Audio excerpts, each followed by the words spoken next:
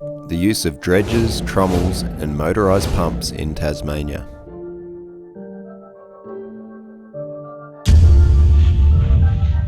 Lighting fires in a gas stove only area.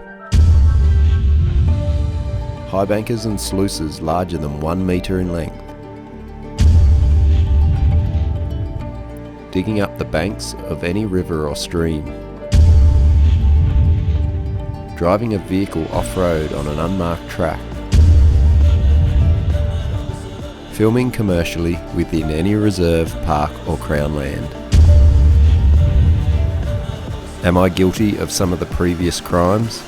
And what's up with this absurd video title?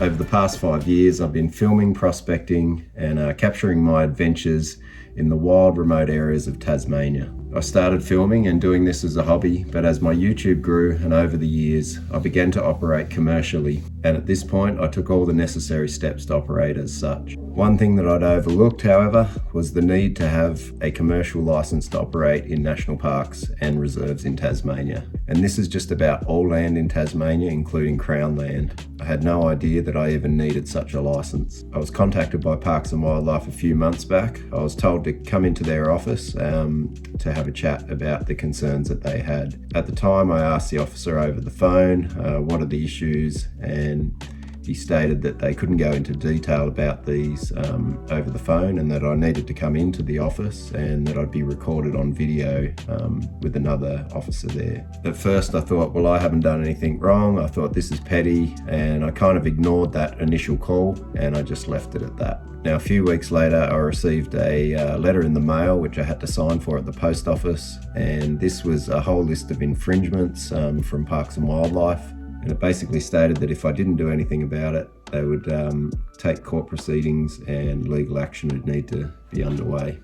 The list included driving my vehicle off-road on an unmarked track, multiple drone offences, lighting a fire in a reserve, and the last one was filming and operating commercially in national parks and reserves, and this included Crown land. Now, I thought at this point, well, I have no choice. I'm going to have to go in and address this, and I'm glad that I did. Today's video is not about me trying to take down Parks and Wildlife. I accepted that I'd done some things wrong, and once I'd spoken to them, I realised that I was in the wrong and there were some changes that needed to be made. Now, I guess what I want from today's video is to educate others in the same position as me, other creators, photographers, people in Tasmania that operate commercially, as I'm doing, that they're aware of these rules and that they don't get themselves a heap of infringements and fines like I've gotten myself. Now, there are about 11 drone infringements. Most of these I had no idea that I was not allowed to operate in these areas. Some of them, there was definitely some ignorance, some complacency, and I overlooked the rules. There are only a couple of drone infringements where I knew that I was in the wrong. Most of the other ones were in places like regional reserves and places that I never would have suspected that it was illegal to operate. The other thing is, if you're going to operate a drone commercially and make money from it, you also have to have a license to operate that drone. And there's different levels within a drone license. I'm not going to go into detail about those, but yeah, you've certainly got to have the right paperwork and experience to operate the drone safely in these areas. Regarding the fire, it says a person must not light a fire in a fuel stove only area. We're actually partially inside a World Heritage boundary. It was a trip that Rob and I did on the Spiro River when we were searching for the thylacine. Looking back on it now, it was just complacency and not really checking where we were in regards to the boundary. Once they spoke to me at Parks and Wildlife, I began to sympathise with them. I realised that what I'd done was pretty wrong, and fire's not something that you just take lightheartedly. Obviously in Canada right now, there's some major bushfires going on. Their concern for me was that if the fire was to get away during the night, it could potentially burn out thousands of hectares of World Heritage area, and that's certainly something that I don't want on my record. So in future I'll be making a lot of changes in the way that I use fire. I'd still like to be able to have a fire after my prospecting, and I've spoken to the officers about that. Another thing we did wrong was that Rob was breaking away some dead sticks from a standing small bush. apparently, you cannot take anything standing at all, whether it be dead or not. And that was something that I wasn't aware of at the time. In future, I'm supposed to really be carrying in a small amount of kindling for a small fire, and then you can use a little bit of fallen vegetation from the ground is what the officers indicated to me to do in future if I really want that fire. Most of the time it probably won't be necessary, but there are those days when I'm really cold after sniping and it's just nice to be able to warm back up. One thing that I wasn't aware of is that Parks and Wildlife manage most of Tasmania's land. That includes even Crown land. So other than private property, there's not really anywhere that I can be filming without this license. I guess that's something for others to be aware of, is that Parks and Wildlife don't just manage national parks and World Heritage, which was kind of what I was led to believe initially. But now knowing that they operate Crown land, they oversee regional reserves, nature reserves, forest reserves, the whole works. So just be aware of that one.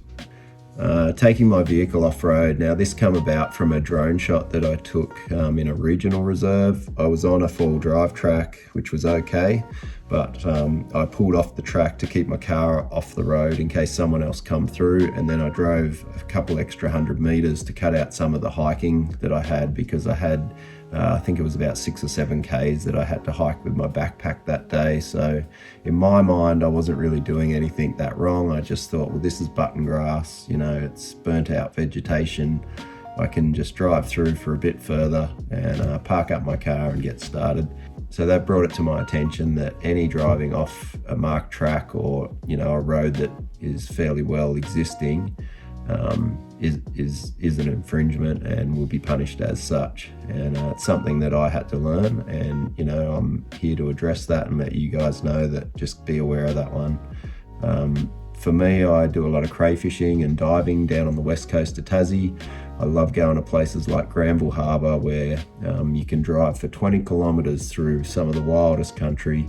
There is designated tracks there for doing that.